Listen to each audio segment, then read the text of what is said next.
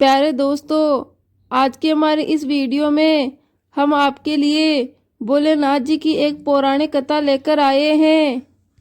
शिवपुरी गांव में बड़ा ही धनी सेठ आनंद रहता था, लेकिन वो स्वभाव से बड़ा ही कंजूस था। सेठ के राशन की दुकान थी। एक दिन आनंद सेठ पास के गांव में ही किसी काम से गए थे। काम खत्म होने के बाद जब वो अपने गांव वापस आ रहे थे तो उनको बड़ी तेज भूख लगी। उस जंगल में कड़कड़ाती धूप में उसे कुछ भी खाने को नजर नहीं आ रहा था। तभी वहां से कुछ दूर चलने पर उसे आम के पेड़ पर बहुत सारे आम लगे हुए दिखाई दिए। भूख में वो जल्दी से पेड़ पर चढ़ गया। भूखे पेट में तो उसे ऊंचे पेड़ भी छोटे ही दिखाई दिए। पेड़ पर चढ़कर उसने पेट भरने तक ढेरों आम खाए और जब उसका पेट भर गया और जब वो नीचे उतरने के लिए नीचे की तरफ देखने लगा तो उसे चक्कर आ गए। हे भगवान, मैं कब इस पेड़ पर आकर बैठ गया, मुझे तो पता ही नहीं चला। फिर वो डर भगाने के लिए राम नाम जपने लगा। बड़ी हिम्मत करके वो एक कदम नीचे उतरता है, फिर कहता राम राम राम राम। थोड़ा सा फिर नीचे उतरता, फिर राम नाम कहता और फिर उसने जैसा ही तीसरा कदम नीचे रखा तो उसका पैर फिसलने लगा। तो उसने जड़ से कहा मरा मरा मरा। फिर आनंद सेठ ने भगवान शंकर को याद करते हुए कहा, हे भगवान, भूख में मैं कब नीचे से ऊंचा आ गया, मुझे तो पता ही नहीं चला। अब मुझे आप जल्दी से नीचे उतारिए प्रभु, मुझे तो ऊंचाई से बहुत ही डर लगता है। या तो आप मुझे नीचे उतारिए या फिर आप ही खुद मुझे इतनी हिम्मत दीजिए कि मैं नीचे उतर सकूं। फिर वो थोड़ा नीचे उतरा तो कहने लगा, भोलेनाथ, अगर आपने मेरे नीचे उतरने में मदद की तो मैं आपके मंदिर जाकर पूरे 100 नारियल आपको अर्पित करूंगा। फिर थोड़ा नीचे उतरा और बोला, हे भोलेनाथ, आपने मेरे नीचे उतरने में मदद की तो पूरा 110 नारियल आपके मंदिर में अर्पित करूंगा। इस तरह वो थोड़ा और नीचे उतर गया और फिर कहने लगा, हे भगवान, मुझे बस थोड़ा सा और नीचे उतार दो, मैं पूरा 200 नारियल आपके मंदिर में अर्पित करूंगा और साथ ही 5 ब्राह्मणों को घर बुलाकर उन्हें 56 भोग खिलाऊंगा। अब सिर्फ उतरने में थोड़ी दूरी रह गई तो फिर वो कहने लगा, हे भोलेनाथ, आप मुझे जमीन पर सुरक्षित उतार दो तो मैं आपके मंदिर आकर एक नारियल और एक ब्राह्मण को भोजन खिलाऊंगा। धरती पर ये सब हो रहा था तो ऊपर कैलाश पर्वत पर बैठे हुए भोलेनाथ ये सब कुछ देख रहे थे। वही उनके पास नारद मुनि भी थे। उन्होंने भोलेनाथ से कहा, नारायण नारायण। हे भोलेनाथ, ये आनंद सेठ तो कितना बड़ा स्वार्थी है। जैसे उसके जीवन में समस्याओं का स्तर बढ़ता है तो वो नीचे आपके चरणों में झुक जाता है, और जैसे ही उसके जीवन में समस्या का स्तर घटता है तो वो इतना ही कंजूस बन जाता है। और उसने कंजूसियत की तो सारी सीमाएं पार कर दी। उसने भोलेनाथ तक को नहीं छोड़ा। ये बात सुनकर भोलेनाथ बोला, नारद, इंसान को उसके कर्म करने के पीछे जो मनसा छुपी हुई होती है उसे उसके आधार पर ही फल मिलता है, ना कि उसके दिखावे के कर्म पर। अभी आप आगे आगे देखिए, आप सब समझ जाएंगे। सेठ आनंद घर आकर अपनी पत्नी कमला को सारी बातें बताता है। अगले दिन सुबह वो दोनों मंदिर के लिए निकल गए। मंदिर पहुंचते ही फूल माला, नारियल, अगरबत्ती आदि की दुकानें मंदिर के बाहर लगी हुई थी। तभी एक दुकानदार ने सेठ से कहा, सेठ जी, अगर आप मंदिर जा रहे हो तो जितने भी पूजा की सामग्री की आवश्यकता है आप मुझसे ले लीजिए। ये बात सुनकर आनंद सेठ बोला, नहीं नहीं, मुझे इसकी कोई ज़रूरत नहीं है, मैं नारियल अपने साथ ही लाया हूँ। ये बात सुनकर कमला बोली, सुनिए जी, ये बात आप सही कह रहे हैं, आप क्या नारियल ही चढ़ाओगे क्या? पूजा की पूरी थाली ही बनवा लेते हैं। आनंद बोला, तुम चुप रहो, मैंने केवल भोलेनाथ को एक नारियल और एक ब्राह्मण को खाना खिलाने के लिए कहा था। अगर हमने इससे ज़्यादा चढ़ा दिया तो भोलेनाथ हमसे नाराज हो जाएंगे। इसके बाद वो दोनों मंदिर के अंदर जाते हैं और वहां पहुंचकर सेठ वो नारियल पंडित को देता है और साथ में कहता है, पंडित जी, इस नारियल को आप भोलेनाथ के चरणों में फोड़कर ये नारियल मुझे वापस दे दो। पंडित को समझने में देर नहीं लगी कि यह बड़ा ही धनपति मालूम होता है, लेकिन है एक नंबर का कंजूस।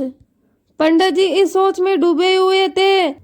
आनंद ने पंडित जी से कहा, पंडित जी, कृपा करके आप कल मेरे घर भोजन करने को आएंगे। ये बात सुनकर पंडित जी सोचे कि जो एक नारियल भगवान को चढ़ाकर वापस ले ले तो भला वो ब्राह्मण को क्या बोझ खिलाएगा। आनंद सेठ बोला, वैसे आप कितना खाना खाते हो पंडित जी? पंडित जी बोला, बस थोड़ा चावल, 2 रोटियां, 1 दूध गिलास का और हाँ 1-2 फल, बस इतना ही।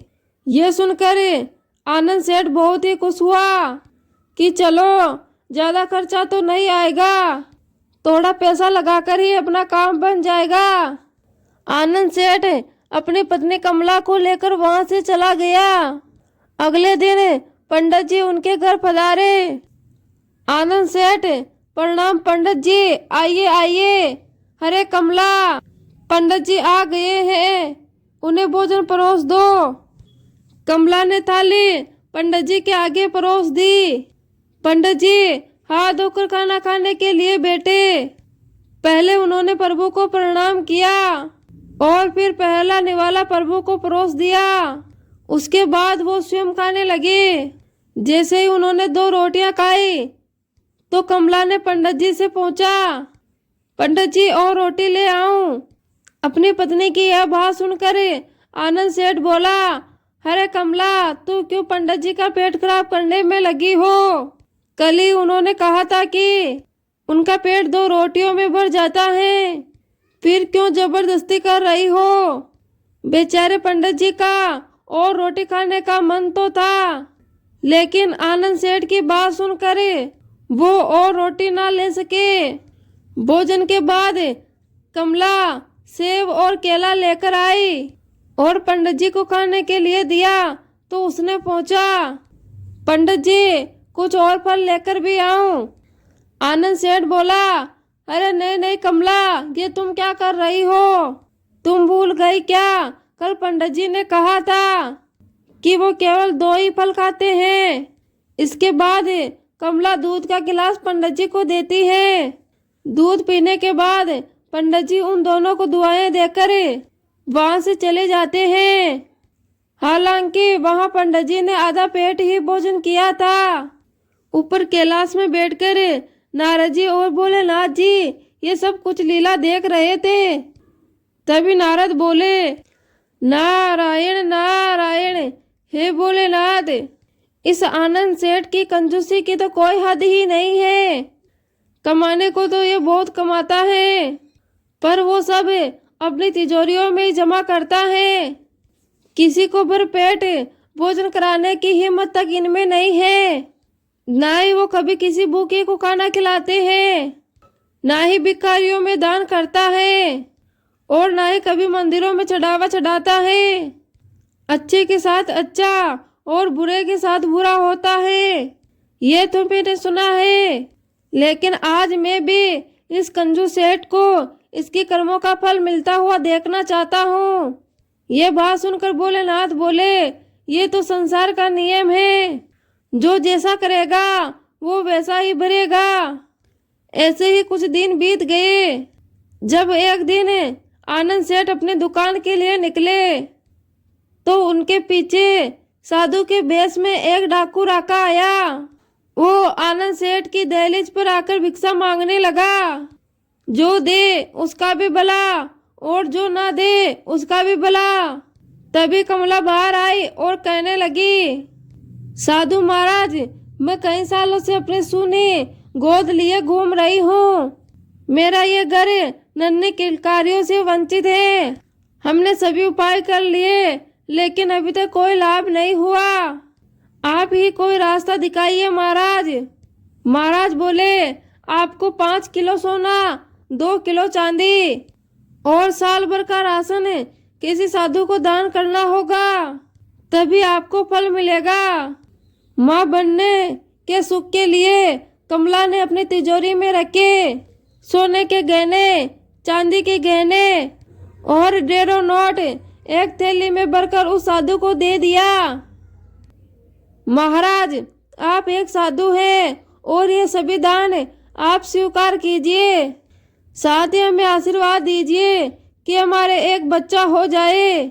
साधु के भेष में आए उस डाकू ने तुरंत वो थैला उठाया और उसे देखकर वहां से रप्पू चक्कू हो गया। रात को आनंद सेठ जब घर पर आया तो कमला को उसने एक किस्सा बताया। आज जब मैं दुकान से घर आ रहा था तो मैंने 2 डाकुओं की बात सुनी कि वो आपस में बातें कर रहे थे कि शिवपुरी गांव में उन्होंने आज लूट कर तो मजा ही आ गया। ना जाने वो लुटेरे किसको लूट कर चले गए। क्या तुम्हें इसके बारे में कोई जानकारी है? कमला बोली, जी, वो क्या लूट कर ले गए वो लोग? वो दोनों बात कर रहे थे कि उन्होंने कोई बेवकूफ औरत मिल गई थी कि उसने अपने हाथों से एक थैले में सोने चांदी और रुपये दिए हैं। पता नहीं किसने ऐसा पाप कर्म किया है जो कि वो अपने घर को खुद ही लुटाने के लिए तैयार हो गई और सारा माल उन डाकुओं के हाथ लग गया। कमला रोती रोती बोली, सुनिए जी, वो डाकू किसी और का नहीं बल्कि अपना ही घर लूट कर ले गए और वो बेवकूफ औरत पुत्र की चाह में साधु के भेष में डाकुओं को पहचान नहीं पाई और उसकी बातों में आकर तिजोरी में रखे सारे ज्वेलरी सामान उसको दे दिया। अपनी पत्नी के मुंह से ये बातें सुनकर आनंद सेठ के तो होश ही उड़ गए। सोबे पर अपना सिर पटक और वो सोबे पर अपना सिर पकड़कर बैठ गया और कैलाश में वहां नारद जी और शिव जी ये सब देख रहे थे। तभी नारद जी ने हंसते हुए कहा, भोलेनाथ जी की जय हो। आज मैंने देख लिया जैसे को तैसा ही मिलता है। जो जैसा करेगा वो वैसा ही भरेगा।